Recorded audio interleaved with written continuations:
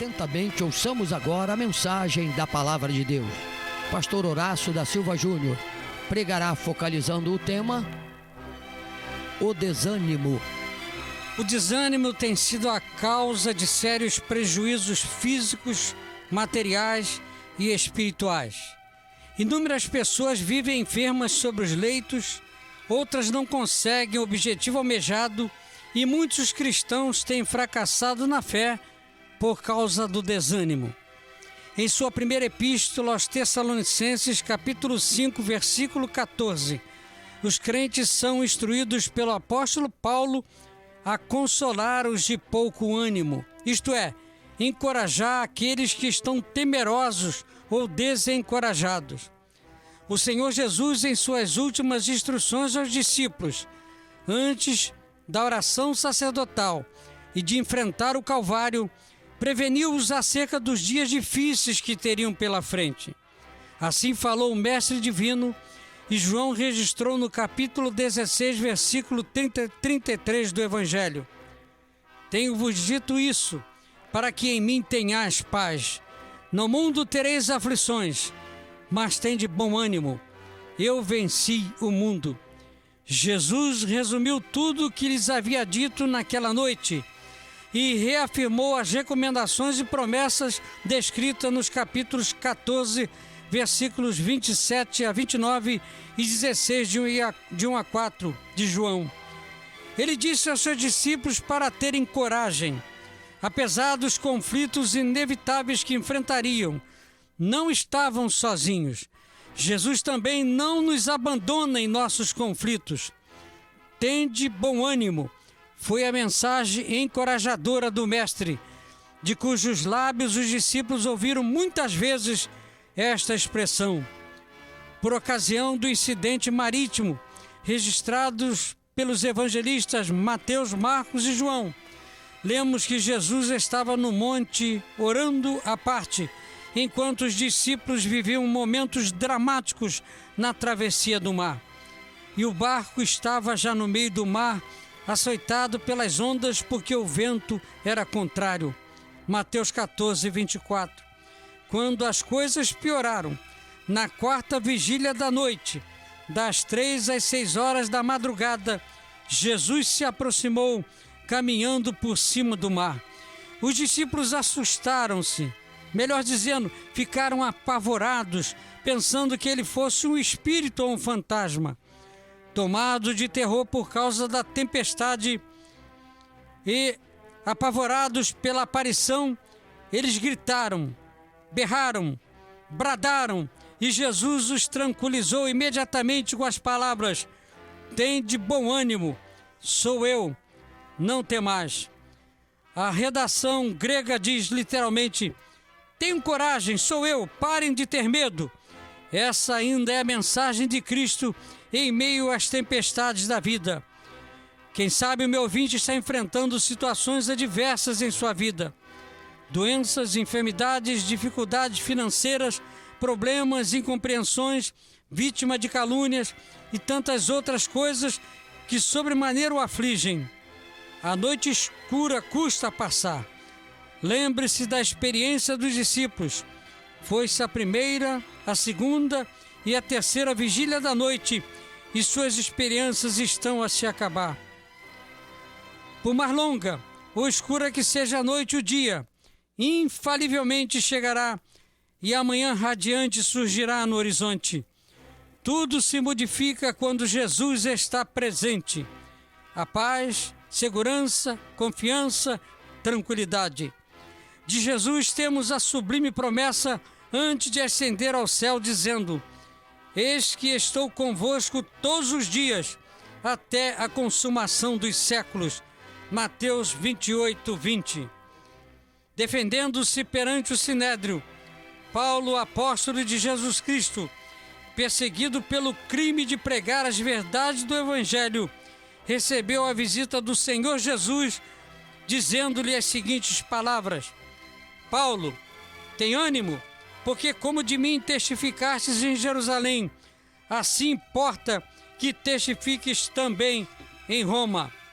Naquela mesma noite, depois da desagradável experiência perante o conselho, profundamente perturbado pelo tumulto e enormemente preocupado pela sua segurança pessoal, o apóstolo ouviu de Jesus as palavras: "Tem ânimo, tenha coragem, não tenha medo."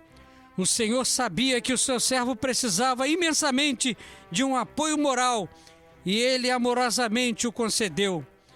Quantas vezes o fiel servo de Deus enfrenta momentos de desânimo em sua carreira espiritual, sentindo-se aparentemente sozinho, diante das ondas bravias do mar desta vida, pensa em recuar. Foi exatamente o que aconteceu com o profeta Elias, o profeta que orou e desceu fogo do céu. Orou e choveu, orou e Deus operou milagres. Louvado seja o nome do Senhor nosso Deus. Após brilhantes vitórias concedidas por Deus na batalha do Monte Carmelo, encarando os 450 profetas de Baal, e a resposta de sua oração que pedia chuvas, Elias experimentou as profundezas da fadiga e do desânimo. Ameaçado por Jezabel, a mais perversa das rainhas de Israel, sendo também a mais inteligente e notável, o profeta se foi ao deserto, caminho de um dia, e veio e se assentou debaixo de um zimbro, e pediu em seu ânimo a morte e disse: "Já basta, ó Senhor, toma agora a minha vida, pois não sou melhor do que meus pais." E deitou-se e dormiu debaixo de um zimbro. E eis que então o anjo tocou e lhe disse: "Levanta-te e come." E olhou, e eis que à sua cabeceira estava um pão cozido sobre as brasas e uma botija de água. E comeu, e bebeu, e tornou-se a deitar. E o anjo do Senhor tornou segunda vez e tocou e disse: "Levanta-te e come, porque muito comprido te será o caminho." Primeiro livro dos Reis, capítulo 19, versículos 4 a 7. Levantou-se, pois, e comeu, e bebeu, e com a força daquela comida caminhou 40 dias e 40 noites até Horebe, o monte de Deus. E ali entrou numa caverna, e passou ali a noite. E eis que a palavra do Senhor veio a ele e lhe disse: "Que fazes aqui, Elias? Sai para fora e põe-te neste monte perante a face do Senhor." E eis que passava o Senhor, como também um grande e forte vento, que fendia os montes e quebrava as penhas diante da face do Senhor. Porém o Senhor não estava no vento. E depois do vento um terremoto. Também o Senhor não estava no terremoto. E depois do terremoto um fogo. Porém também o Senhor não estava no fogo. E depois do fogo, uma voz mansa e delicada. E sucedeu que, ouvindo a Elias, envolveu seu rosto na capa e saiu para fora e pôs-se à entrada da caverna. E eis que veio a ele uma voz que dizia: "Que fazes aqui, Elias?" Deus queria falar profundamente ao coração do profeta, mas ele precisava sair da caverna. Não será essa também a situação do meu ouvinte? A coragem e a fé patentes em Elias não têm paralelo em toda a história da redenção. Seu desafio ao rei Acabe, sua repreensão a todo Israel, seu confronto com os 450 profetas de Baal, foram embates que ele os enfrentou dispondo apenas das armas da oração e da fé em Deus. Vai, volta ao teu lugar e vem. Foi a ordem de Deus a Elias. É a ordem de Deus também para o meu e minha ouvinte. Volta ao teu lugar e vem.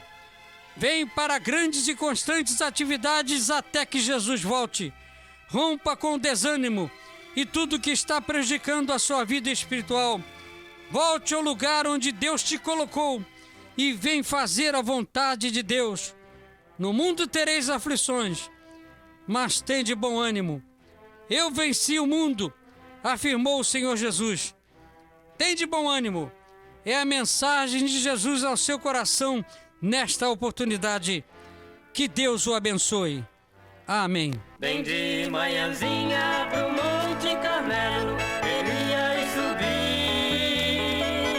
Foi pedir ao bom Deus pra dar confirmação do poder que ele deu. Também como Elias subiram profetas do Deus que surgiu. Que tinha mal com nome, foi feito. Bendito Deus e Pai de nosso Senhor Jesus Cristo, damos-te graças pelo exemplo do profeta Elias e tantos outros através das Escrituras que enfrentaram as aflições, os embates da vida, tiveram momentos de desânimo e de fadiga, mas foram renovados por Ti, ó Deus, e pelo Teu Santo Espírito. Oramos por cada ouvinte que nos sintoniza, aqueles que nos acompanham pelo site na internet, pelas emissoras de rádio. Tu sabes da necessidade de cada um. Quem sabe aquele obreiro que foi um instrumento poderoso em Tuas mãos e agora está desanimado. Revista o Senhor agora de um novo ânimo, que ele volte ao seu lugar e cumpra o seu ministério e cumpra a missão que Tu deixaste com os Teus filhos na terra. Oramos por cada ouvinte em sintonia conosco. Oramos para que Jesus continue salvando, curando, libertando, batizando crentes com o Espírito Santo e fortalecendo a sua igreja. Em nome de quem oramos e agradecemos. Amém. Visite nossa página na internet www.mib.com.br